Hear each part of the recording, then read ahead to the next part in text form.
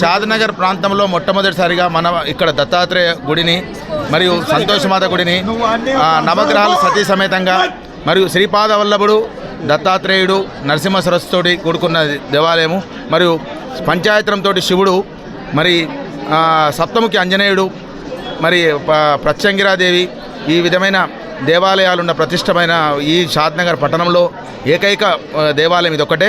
మన ప్రాంతంలో ఎక్కడ కూడా ఇటువంటి దేవాలయాలు లేవు.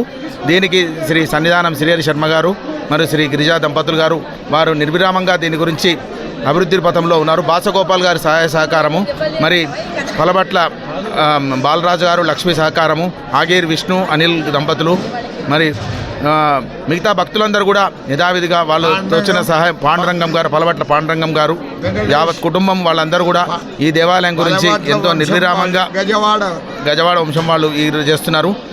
శ్రీహరి శర్మ గారు 1975 నుంచి దత్తదీక్షలు ఏర్పాటు చేస్తూ పూర్వం శివమారుతి దేవాలయంలో ఉన్న దత్తాత్రేయ గుడిని ఒక భక్తుడు అంకం శంకర్ అనే భక్తుడు 1100 గజాలు దానం చేస్తే తన స్వయంగా వాడుకోకుండా దేవాలయాల గురించి నిర్మాణానికి ఇచ్చినాడు.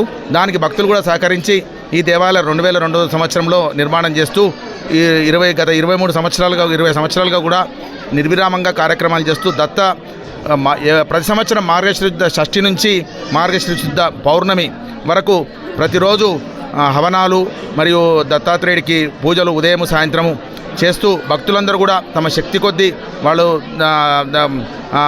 చేస్తూ విరాళాలు ఇస్తూ ఈ దేవాలయ అభివృద్ధికి ఎంతగానో సహకరిస్తున్నారు.